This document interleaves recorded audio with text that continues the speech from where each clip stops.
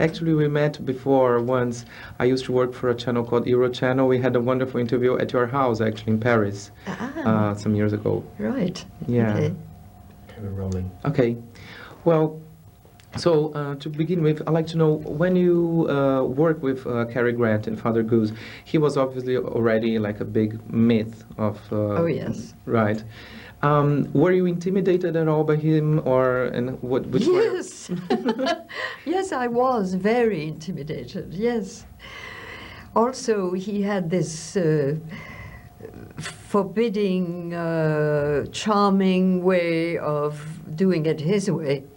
You very much felt, I very much felt like I was a student learning with this immense actor, this immense star.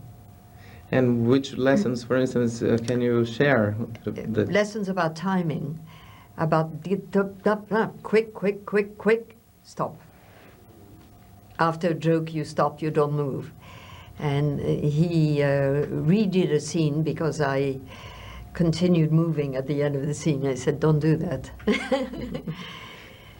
He was very protective, and he had wonderful ideas about behavior and how his behavior towards the press. And also my children were quite young at the time, and he told me, you know, you must teach your children to be ambidextrous, right hand, left hand, the same. And he had taught himself to do that. So it was very interesting, but it was very much like learning lessons. And I was intimidated, no doubt. Yesterday in the documentary, one of the aspects that they show about him is that he, in a way, was somehow had a very different, was a different person in, let's say, on and off screen. No. No? No.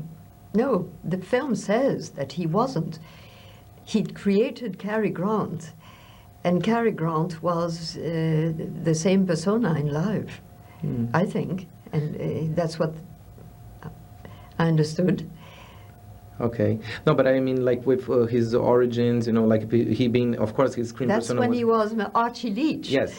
But once he became Cary Grant, the only moment where he revealed something of his early years was at the end of the film. He said to me that he was going back to Bristol to be with his mother. And he was 60 at the time, and I thought that was quite remarkable, a man of 60 who goes back overseas to see his mother. He was very attached to her, so there was a longing for family life and warmth, and I guess the childhood he hadn't had. That revealed somebody more vulnerable than I imagined him. Which was your favorite Cary Grant film, apart from Father Goose? I think the one he did with Katharine Hepburn, Philadelphia Story. I think he's quite remarkable there. And what about your favorite Cary Grant moment? I mean, of course, I'm sure you have some anecdotes that you can share during the filming of Father Goose. Yeah, I could tell a story. He was very particular about the makeup and didn't want his leading ladies to wear makeup. He used to say, oh, I couldn't bear it with Doris Day. She was always wearing thick makeup. So I said, yes, Cary, all right, but you know, I need to smooth out. And he said, the less you put on, the better.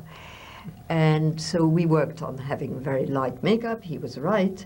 But then he was wearing a 3-day beard. And for, you know, all day, every day at lunchtime, he'd take the sun with a reflector. And then we did the wedding scene, and he has to shave. And all this was white. And that day he came on the set and said, I've had to wear makeup because it didn't match. And I said, that's it. That's it, Cary. You see, we have to wear a little makeup so we can have a smoother look. And we had a good laugh. Ok. Bom, merci beaucoup. Pleasure. Great Okay. pleasure.